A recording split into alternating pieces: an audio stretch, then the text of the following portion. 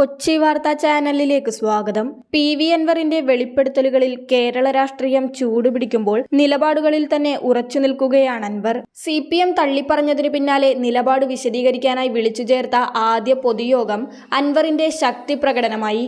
Nilambur Chanthakkunnu bus സ്റ്റാൻഡിൽ നടന്ന പൊതുയോഗത്തിൽ 5000-ഓളം ആളുകളാണ് പങ്കെടുത്തത്.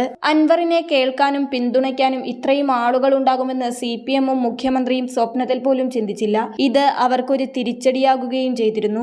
മുഖ്യമന്ത്രിയും സംസ്ഥാന സെക്രട്ടറിയും അൻവറിനെ തള്ളിപ്പറയുമ്പോൾ അവർക്ക് കയ്യോടെ തന്നെ മറുപടി നൽകി അൻവർ യുദ്ധം പ്രഖ്യാപിച്ചിരുന്നു. അൻവറിനെതിരെ CPM രംഗത്ത് വന്നതും ശ്രദ്ധേയമായിരുന്നു. എന്നാൽ അൻവറിന് CPM-ൽ നിന്നു തന്നെ പിന്തുണ ലഭിക്കുന്നുവെന്നാണ് വിലയിരുത്തലുകൾ.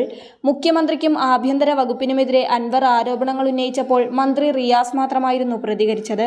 ഒന്നാം പിണറായി സർക്കാരിന്റെ കാലത്ത് മുഖ്യമന്ത്രിക്കെതിരെ എന്താരോപണം ഉയർന്നാലും എല്ലാ മന്ത്രിമാരും ചാടിയിറങ്ങുമായിരുന്നു.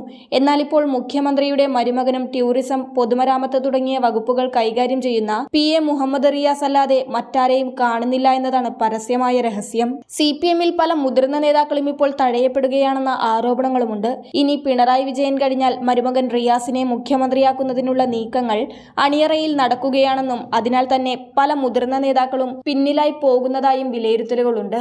EP ജയരാജനും അതിനൊരു ഉദാഹരണം തന്നെ.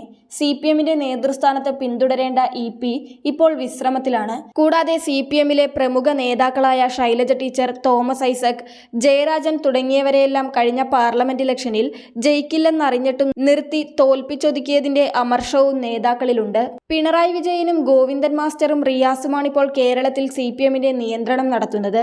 ഇതിൽ എതിർപ്പുകൾ പല നേതാക്കൾക്കുമുണ്ടെങ്കിലും അധികാരവും പാർട്ടി അംഗത്വവും നഷ്ടപ്പെടുമെന്ന പേടിയിൽ ആരും പരസ്യമായി എതിർക്കുന്നില്ല. അതിനാൽ തന്നെ മുഖ്യമന്ത്രിക്കും CPM-നുമെതിരെ പരസ്യമായി അൻവർ പ്രഖ്യാപിച്ച ഈ യുദ്ധത്തിന് CPM-ൽ നിന്ന് തന്നെ പിന്തുണയുണ്ടെന്ന കാര്യത്തിൽ സംശയമില്ല. അൻവർ പുതിയ പാർട്ടി രൂപീകരിച്ചാൽ CPM-ൽ നിന്നും ആരൊക്കെ പോകുമെന്നും ഇനി കണ്ടറിയണം.